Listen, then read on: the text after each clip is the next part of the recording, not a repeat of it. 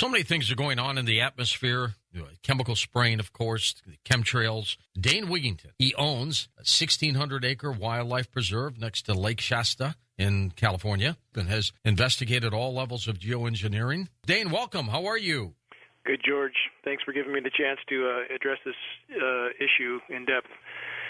Thankfully, people are waking up to this issue, and it's getting more serious by the day. When we hear the word geoengineering, what does that mean, Dane? Yeah, most people have never even heard that term, and the term basically, George, means that to try to engineer the climate on a global scale, and indeed that is going on. All available data indicates that without reasonable doubt. Do you think the pilots, those who are spraying, know what they're spraying? Yes and no.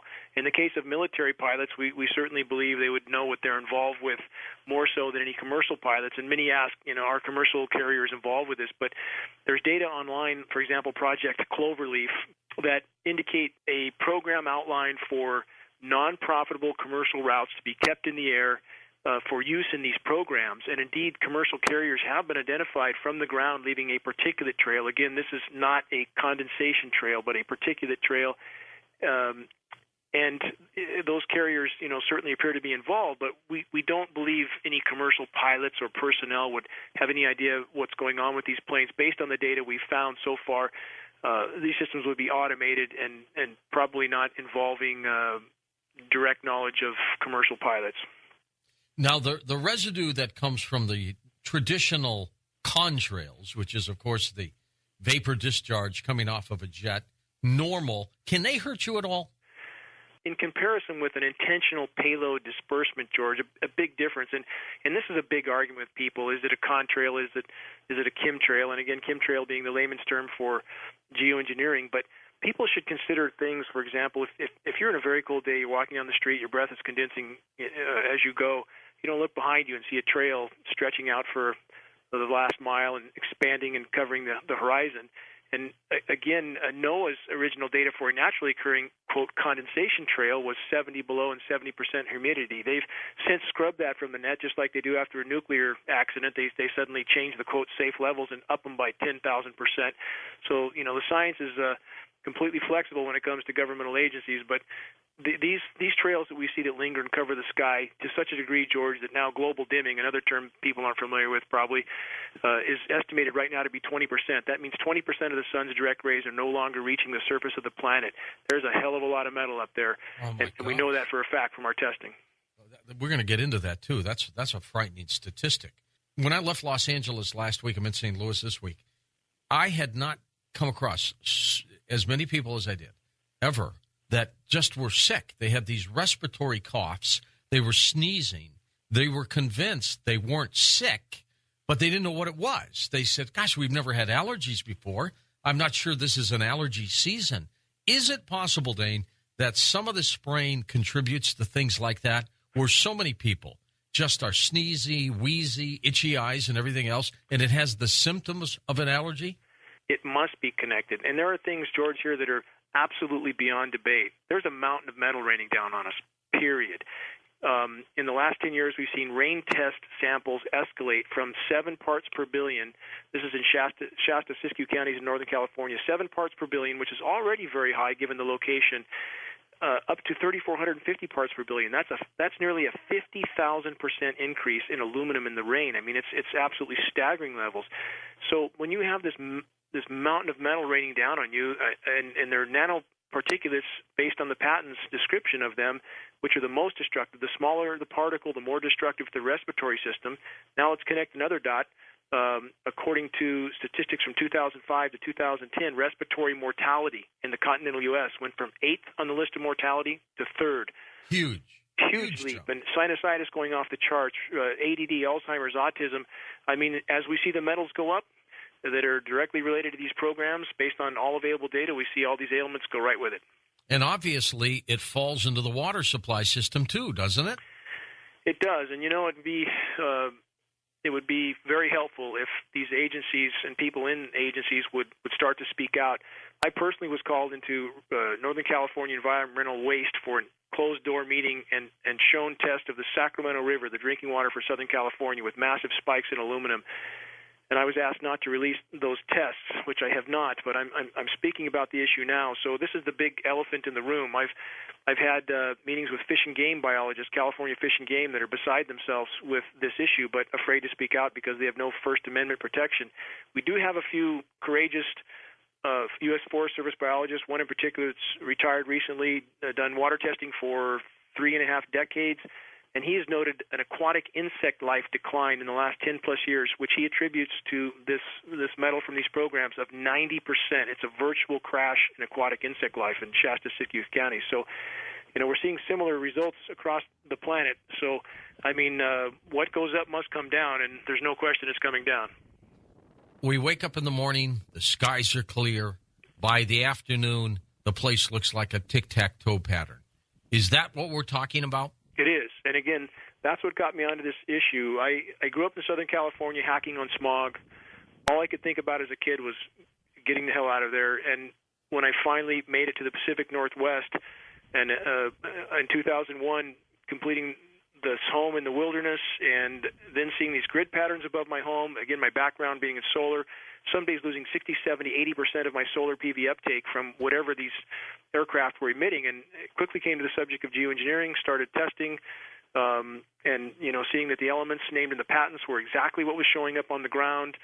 And this is called solar obscuration, George. That's the goal of geoengineering, to block the sun. And indeed, we have solid and indisputed scientific data stating, again, 20% of the sun's direct light is no longer reaching the surface of the planet. Some regions it's even higher.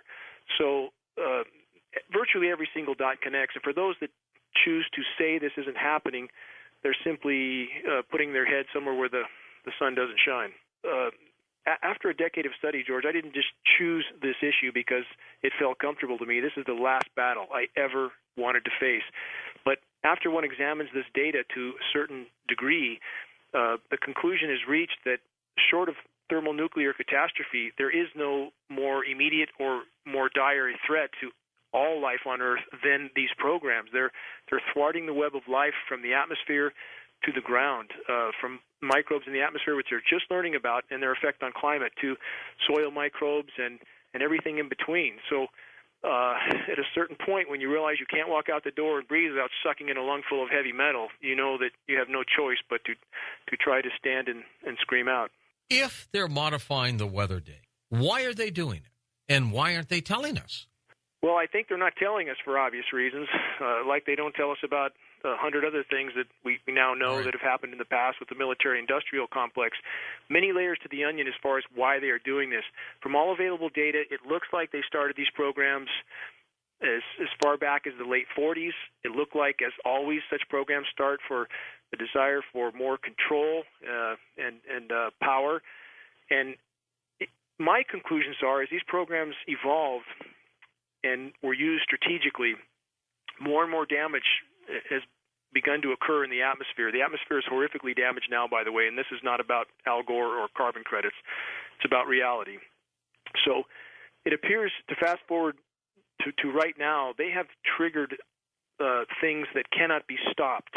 They have triggered climate feedback loops, and not to say that there hasn't been other damage to the planet. Certainly human beings have done plenty to harm the system overall. But that being said, the greatest single factor in climate disruption right now that is not being acknowledged by almost any scientific entity is geoengineering. And now it appears they've damaged the climate so horrifically, and they're trying desperately to spray more and manipulate more to try to cover up the damage they've already done. And that's a pretty vicious circle.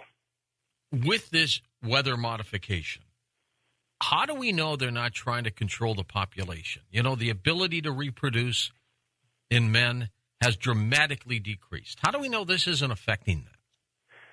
Well, I think we do know that it is affecting those aspects. And as far as that being part of an agenda, one can only conclude, we've seen studies from the Navy and Air Force on the effect of these nanoparticulates from, I believe, the late 90s. Rosalind Peterson, excellent researcher. I know you know her, and she's dug up a lot of this data. But so we know that they knew the harmful effects.